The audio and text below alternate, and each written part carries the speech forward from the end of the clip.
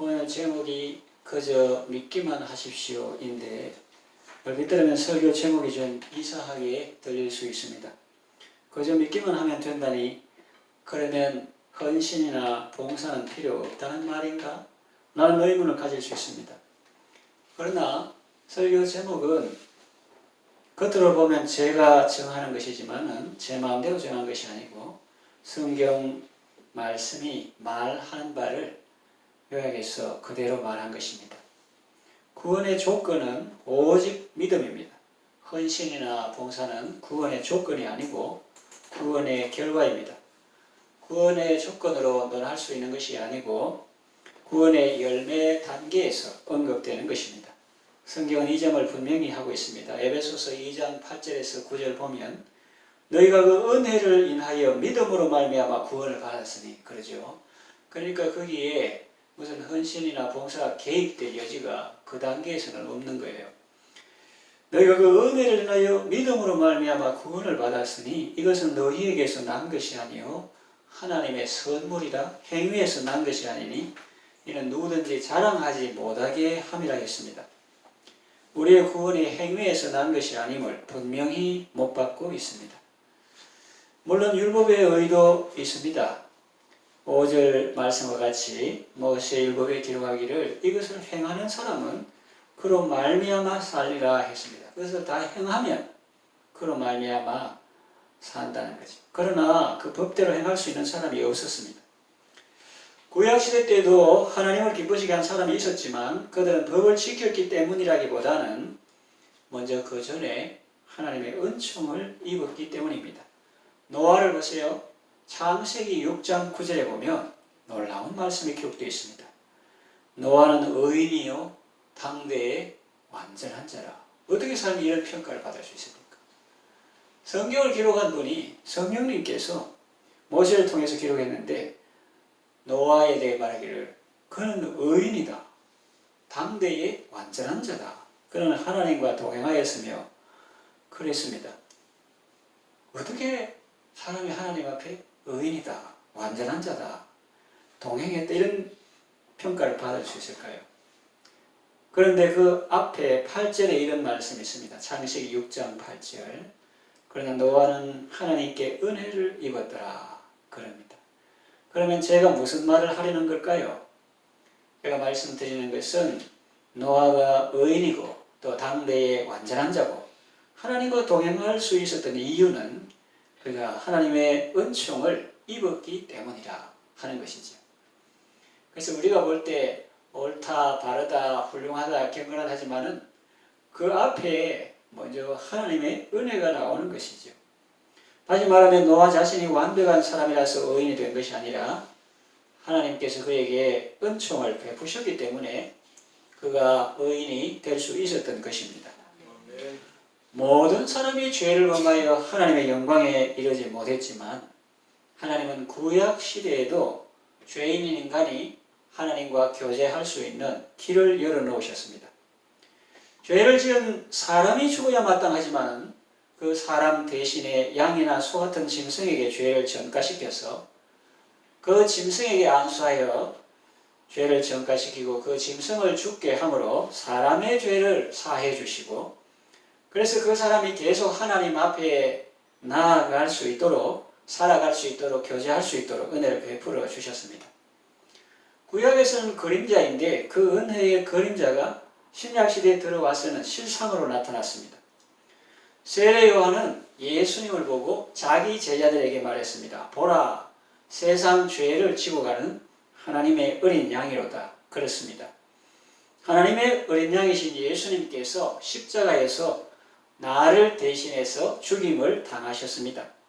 그리스도께서 우리의 의를 이루시고 우리의 의가 되셨습니다. 예수님은 십자가에서 운명하실 때 다 이루었다. 그렇게 말씀하셨습니다. 다 이루었다. 그렇게 말씀하셨는데 그 말씀을 믿을 때 복이 되는 거예요.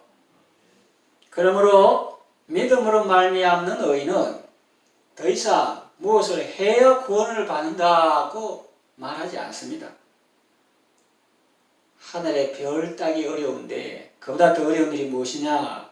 별을 붙이는 것이라는 말이 있습니다. 그러나 사실은 하늘의 별을 따는 것도 우리 인간에게 어렵고 붙이는 것도 우리에게 할 수 없는 참 어렵고 힘든 일이죠. 그런데 사람이 자기가 행하지는 못해도 일말의 양심이 있어서 이런 생각을 하는 사람이 있습니다. 내가 지은 죄가 얼마인데 간단히 믿기만 해가 되겠어?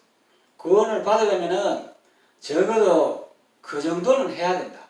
하늘에 별을 따든지 붙이든지 시지푸스의 신화에 나오는 시지푸스처럼 그 바위를 돌산 꼭대기에 올려가지고 굽을 내리면 또 올리고 그 정도는 해야 된다. 이런 생각을 하는 사람이 있습니다. 무슨 큰일을 해야 된다고 생각하는 사람이 있습니다.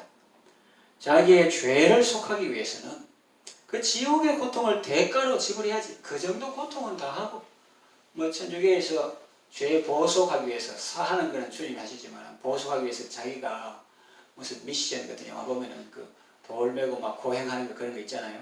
그런 것처럼 자기의 죄를 속하기 위해서는 지옥의 고통 정도는 대가로 지불해야 되고 또 죄 없는다고만 되는 게 아니라 하늘에 올라가야 한다. 의로워야 되기 때문에 죄값 받는다고 바로 의로워지는 건 아니고 죄값 받는 건 죄값만 해결하는 거지 천국 가려고 하면 의로워야 되는데 그렇게 네가 하늘에 올라가야 된다. 그래서 죄의 대가도 지불하고 의로운 행위도 해야 된다는 의미죠. 그것이 본문에 누가 나를 대신해서 지옥의 무적행의 엄부의 고통에 대신 당하겠나? 또 누가 나를 대신해서 하늘에 올라가겠나? 그런 말 하지 말라는 거예요. 우리는 구원받기 위해서 하늘에 올라갈 필요가 없고 무적행의 영어로 보면은 없을 무자 바닥 저자 구멍경자인데 영어로 보면은 bottomless pit 이렇게 되어 있습니다. 바닥이 없는 bottomless 바닥이 없는 구멍 이렇게 무적행에 내려갈 필요가 없다. 지옥을 말하죠. 엄부를 말합니다. 이것은 이미 예수님께서 우리를 위해서 다 하신 일입니다. 예수님께서 다 이루셨습니다. 예수님께서 우리 죄를 속하기 위해서 대가를 다 지불하셨고 또 우리를 대신해서 하나님의 의를 이루셨기 때문입니다.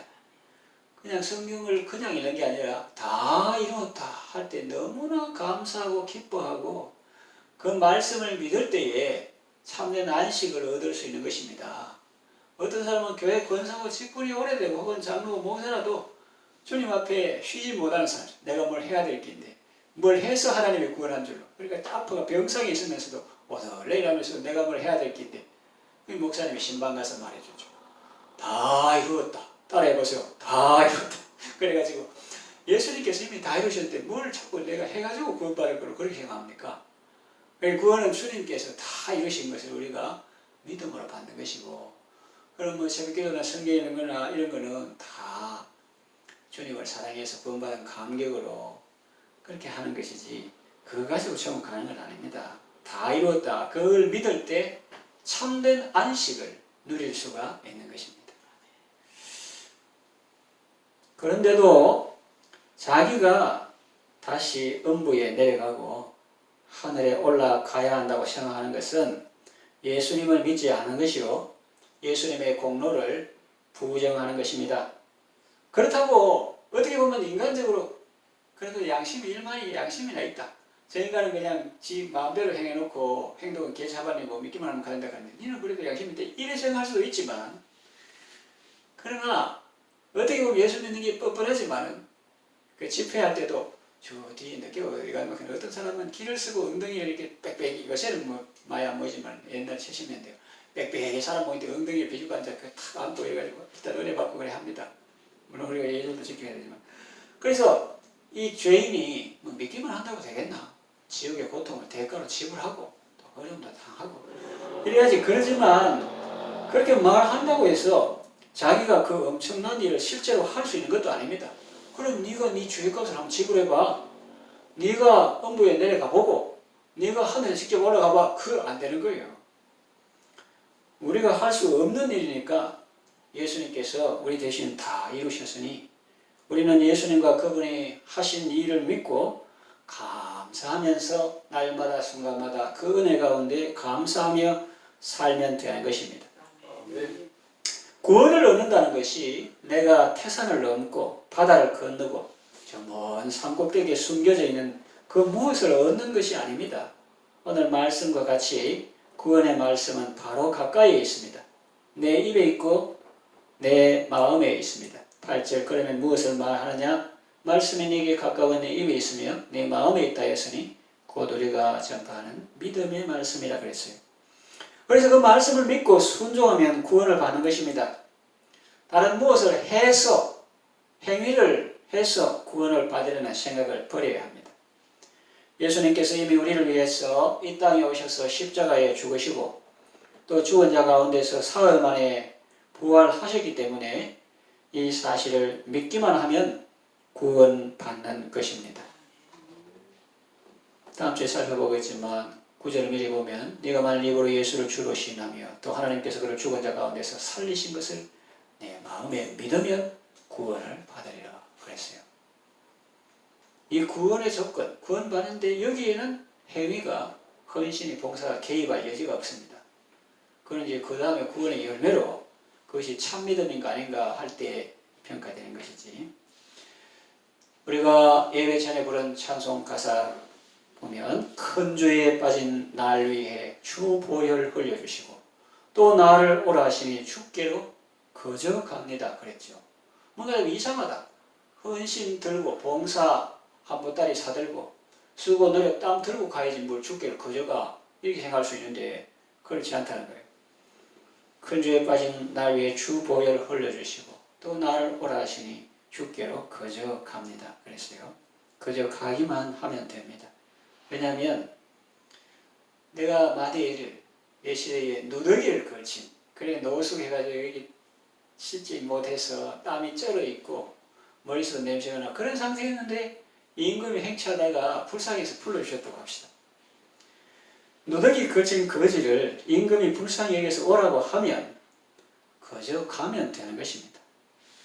임금이 부르는데 동양 그릇 그 내하고 정든 수십 년간 그 내 밥그릇도 되고 뭐 깡통 소리도 되고 경보용으로도 쓰던 그런 동양 그릇을 애써 가져가려고 할 필요가 없습니다.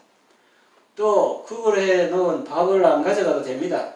전에는 그런 것이 필요했을지 모르나 임금의 부름을 받고 그 앞에서 살 때에는 전혀 필요 없는 물건들입니다.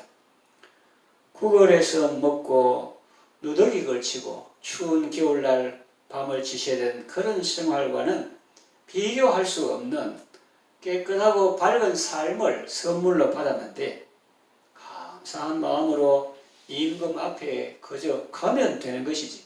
주께로 거저 갑니다. 그게 멋있고 아름답고 부름에 대한 응답이지. 그 어찌로 동양 그릇 챙기고 누더기 챙기고 옛 생활할 때 쓰던 소지품들을 가져가려면 거추장스럽고 짐만 될 것입니다. 그런 거 챙기느라 지체하다가 임금이 떠나가 버리기라도 한다면 어쩌려고 그러십니까? 그게 뭔데? 동양 그릇하고 누더기 뭘 말하는 겁니까? 자기 의를 말하는 거예요. 사람이 자기 의를 볼 때 대단한 것 같지만 하나님 앞에서 그것은 아무것도 아닙니다. 임금 앞에 거지 외투도 초라하고 누추하거늘 하물며 거룩하시고 의로우신 하나님 앞에 우리의 의겠습니까? 임금이 오라 하면 다 그 다음 걸 요약해가지고 오라고 하시는데 오라 하신 임금님께서 제가 책임질 건데 임금 오라는데 그 동양 그릇 누더기 그거를 가져간다. 하나님께서 하나님이신 예수님께서 우리를 위해서 죽으시고 무저갱에 내려갔다가 부활하시고 하늘에 오르시고 다 이루시고 믿기만 하면 된다 하면서 하나님의 의를 주시려고 하는데 하나님으로부터 온 의를 주시려고 하는데 내 의 그거 몇 푼 됐다고 새벽에 나오고 주일 성수하고 뭐 불쌍한 사람 구제하고 하고 내 의 그거 몇 푼 된다고 그거 가지고 나가라고. 이사야가 말한 것 같이 대저 우리의 의는 하나님 앞에 다 더러운 옷과 같다. 내가 볼 때는 그거 대단한 것 같은데 포도원 비유에서 말하는 걸 예를 들면 아침 일찍부터 일터에 나가지고 땀 흘리며 땡볕에 수고를 견디며 일하는 거 이거 대단한 건데 이거 좀 인정해 주면 좋은데 임금을 은혜로 다 일당 준다 하니까 주께로 거저갑니다 이러면 되는데 그걸 꼭 밝히려고 하니까 기분이 나쁘고 그 오후 5시에 벌받은 그 인간도 안 좋게 보이고 자기가 아무 관계가 없는데 그 사람은 주인하고 계약해가지고 은혜로 일당 주는 건 주인 마음인데 그 사람도 괜히 안 좋게 보이고 주인까지 안 좋게 보이는 거야. 주인까지. 그래가지고 속으로 겉으로 표현은 그래 알지만 속으로 주인이 돼가지고 말이야. 사람도 못 알아보고 말이야. 저녁 늦게 온 사람하고 말이야. 아침에 온 사람하고 똑같이 대접하고 말이야. 주인이 돼가지고 이러면서 주인으로 상징되는 주님에 대해서도 안 좋은 생각. 그리고 늦게 막 차 타고 은혜로 구원받은 그 사람 박수 쳐주고 이래야 되는데 그 괜히 그 사람 믿고 그래 되는 것은 정말 그 마음이 지옥이다 하는 거죠. 그래서 네가 만일 네 입으로 예수를 주로 시인하며 또 그분이 하신 일을 마음에 믿으면 구원을 받으리니 또 그를 죽은 자 가운데서 하나님이 살리신 것을 네 마음에 믿으면 구원을 받으리니 사람이 마음으로 믿어 의에 이르고 입으로 시인하여 구원에 이른다고 했습니다. 이것이 인생의 연약함을 아시는 하나님께서 배려하시고 우리에게 주신 하나님의 의인 것입니다. 싫은 사람은 자기가 해야 돼. 자기가 예수님이 당하신 그 지옥의 형벌을 자기가 대신 타당하고 그래서 죄를 사하고 아무리 해도 사하지 못하지. 왜냐하면 예수님은 죄가 없는 거룩한 분이시기 때문에 사지만은 자기가 자기 죄값을 치른다고 하면 심판장인 하나님께서 야 의인이라야 죄인 목숨 대속할 수 있지 네가 죄인인데 누구 목숨을 대속해. 처음부터 안 되는 거예요. 설사 그런 고통을 당하지도 못하지만 당한다고 해도 자격이 안 되는 거예요. 벌써 자기가 죄인이기 때문에. 그리고 하늘에 올라간다 꿈도 못 꾸는 거예요. 그래야 되는데 그 예수님께서 우리를 대신해서 다 해주시고 믿기만 하면 된다니까. 입으로 예수님을 주님이시다. 그리고 마음에 하나님께서 예수님을 죽은 자 가운데서 다시 살리신 것을 믿으면 구원을 받으니 사람이 마음으로 믿어 의에 이르고 입으로 신하여 구원에 이른다고 했습니다. 이것이 바로 믿음으로 말미암는 의와 율법으로 말미암는 의의 차이점입니다. 오늘 밤에 시간은 간단하지만 이 내용은 아주 중요한 것입니다. 신앙생활 할 때 아주 중요한 거예요. 우리는 예수님을 믿음으로 하나님 앞에 의롭다 하심을 받았습니다. 오직 은혜로, 오직 믿음으로. 이거는 에베소서 2장 8절에 나오는 것이고 성경 전체에 나오는 건데 오직 은혜로 구원받고 오직 믿음으로 구원받았으니 감사와 기쁨과 감격 속에 찬송하며 살아가시기를 바랍니다.